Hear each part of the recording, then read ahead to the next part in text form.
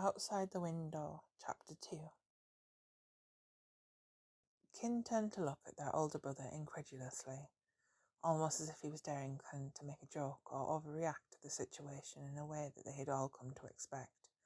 Except that wasn't what happened. Kinn let go of him gently, smoothing the clothes that had wrinkled, and his expression fell. Gone was the bubbly, scatterbrained older brother everyone had grown used to in the years since his kidnapping. Instead, Tankun stood before them as the heir their father had once groomed him into being. The difference was startling, like a switch had been flicked, and everything Kim had known was flipped on his head. When Kinn stammered, he was taking a little longer to catch up on the nature of the situation than everyone else, but he'd still managed to ask the question that was on everyone's lips all the same. When did I stop being crazy? Little Kinney, I never was. I mean, I was scared for a long time. PTSD will do that to you. But this... Kun runs his hands down his fabulous outfit before striking a particularly sassy pose. This was for protection. Against who? Us? Kinn said, obviously hurt to come to know his P as someone entirely different. He'd always been more like their mother, wearing his heart on his sleeve, but also viciously protecting it. No, Pa. Why would Pa hurt you? Kinn asked desperately. Pa's the one who had me kidnapped to punish Ma? Kinn's voice trembles slightly, just enough that he can't hide the horror that he's been holding back all this time. Kim can feel that this is only the beginning of the horrors contained within his oldest brother's memory. The words knock Kinn off of his feet.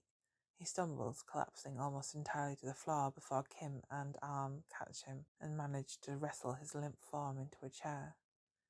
Kim should be more shocked, more upset, but he isn't. Out of the three of them, Kim has never had any love for their father, not after the brutal way that he was raised. Kun and Kinn had at least for a time had Ma to temper their childhood with parental love, but Kim couldn't remember her. It had only ever been the cold eyes of his father and the emotional abuse of a man desperate to make him into an emotionless killer. One who would sacrifice himself for the family heir if needed. Like Kinn would let him do that. Tankun had always placed a solid separation between their father and himself, and now he was slowly beginning to see why more clearly. Kinn still, even now, lived for the possibility of gaining father's approval. But that's not what I was trying to talk to you about, Tankun sighs, looking over at Vegas in an apologetic manner. Pa and Uncle both think that the other one murdered Porsche's ma, and Pa. But most importantly, he stops for a moment to check in on Porsche, who looks horrified. Most importantly, your ma, Porsche. At least that's what they're outwardly portraying. One of them could be lying. What? Vegas asks in English. Kinn and Porsche would ask the same, but they seem to be entirely too horrified by this revelation to do anything but blink blankly now. Kim himself is still sitting in the corner, desperately waiting to find out whether Porsche is going to be okay, and he's becoming increasingly annoyed that the family has decided that right now is the time to air out all of these old grievances. He doesn't care what his pa has done. He can't hate him more than he already does. At least that's what he thinks until the possibility that his pa is the one that made Chay an orphan, made him suffer and be scared all of these years is floated. His hands already hurt from the fight, and the way that he's been clutching the arms of his chair in a death grip since the moment he was forced to sit down in it. They both know the other person is perfectly capable of killing someone they love, Tankun says. He floats over to Kim and starts rubbing his back in an effort to comfort him, but Kim is so overstimulated, so wound up that he lashes out. He can't have anyone touching him right now. Tankun sighs and goes to comfort Kinn instead. Kinn and Vegas both have dawning looks of horror on their faces. Everyone has always suspected that Con and Gunn had something to do with the deaths of their wives, but there had never been enough evidence to prove that they had acted personally on the matters. Mafia wives were soft targets. Honor said, no women, no children. But Honor was long since dead. In a war between two brothers, anyone was fair game. Even your own wife. I'm going to put this as plainly as possible, Tankun said, patting Kinn's back as he curled into his chest like a small child seeking comfort after a nightmare.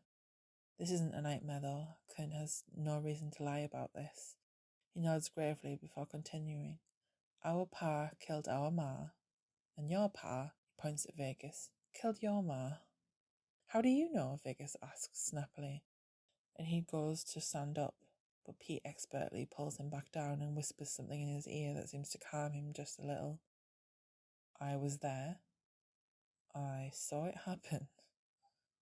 The silence is painful. It makes Kim hyper-aware of how loudly he's breathing, how his heartbeat is racing in his chest, and the way that one of his eyelids is uncontrollably trembling.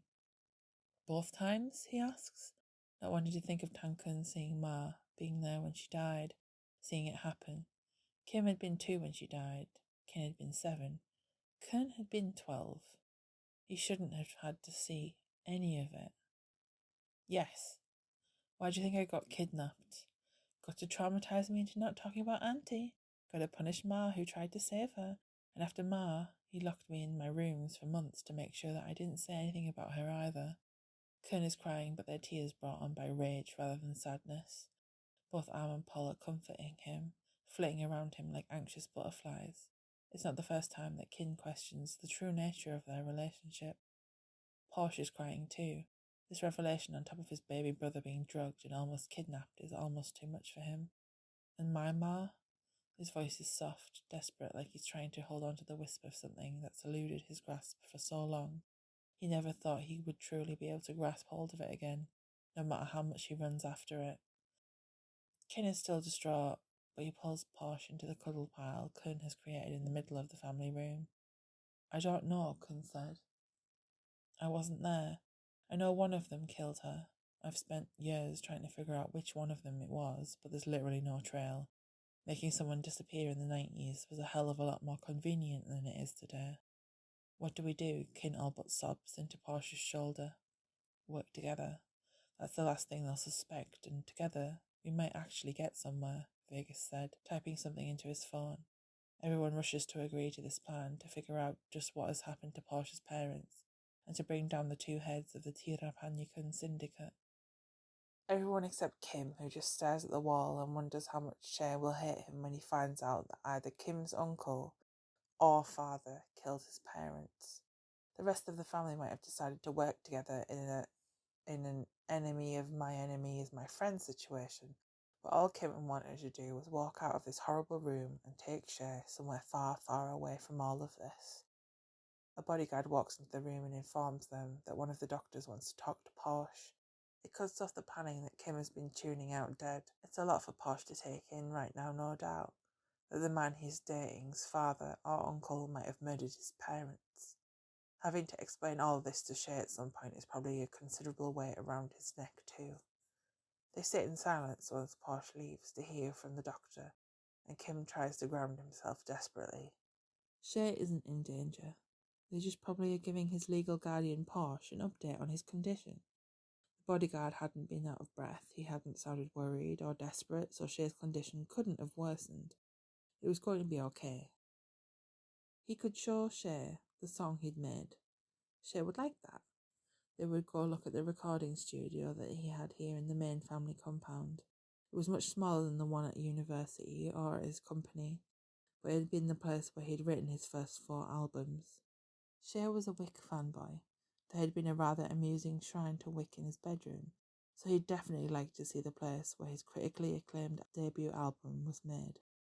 It was going to be okay. There would be time for Kim to explain himself to the boy, time to explain that his initial intentions hadn't been pure, but that he did love Chay. Loved him so much that it was scary. He'd kill anyone that tried to hurt him again. It didn't matter who they were. Not even Pa would be safe. KinnPorsche is awake. He wants to see Kun Kim, the same bodyguard says after knocking and being readmitted to the room what felt like hours later. Kim goes and sits by the side of the bed, unsure what is going to happen between them now that Kim has brought Porsche into the secret part of his life. He felt naked in front of the now in-focus eyes of the boy he'd risked it all for tonight. He explained a lot of things to me before you came in, P. Kim. Porsche croaks, his mouth sounds like it's painfully dry. There isn't any water in the jug by his bed. Had he? Kim internally groaned. He wasn't confident in his brother's bodyguard come lover's ability to portray him in a good light. He said your family is involved in organised crime and he lied to me about the beach job and that he's been working here as your brother's bodyguard, which seems crazy to me. Porsche started rambling and playing with his hands in a way that Kim had begun to realise meant he was anxious. I was born into this family. Yes, Kim said carefully, taking one of Chay's hands into his own. He could feel Porsche's eyes trying to bore a hole through him as he did so, but he did it anyway. Chay needed comfort right now. But when I started making music, I realised that I didn't want to be part of the family business. I haven't even been back here to visit my father in over a year. Kin sometimes comes to see me at my apartment and I video call Tankun like twice a week so he doesn't go around telling people I've forgotten who raised me. Here, can you get me a drink? Sweet Bambi eyes and a fake cough to get Posh out of the way for a bit. He goes because he's feeling bad about lying to his baby brother about everything, which is an easy emotion to manipulate. Are you alright, Kim? He's looking at the blood that Kim has been meaning to wash off but hasn't yet. The conversation with his cousin went on for much longer than anyone had expected. It's not mine. I had to hit one of the men holding onto you to get him off you, and it made him bleed all over me. I'm sorry if it scared you. P, why would I be scared of you? All you've ever done is be nice to me and help me with music and stuff. If you hadn't been here, his voice was cut off as he started crying. No, Chay, it's okay. It didn't happen. You're safe here, and my cousin already caught the person who ordered it all.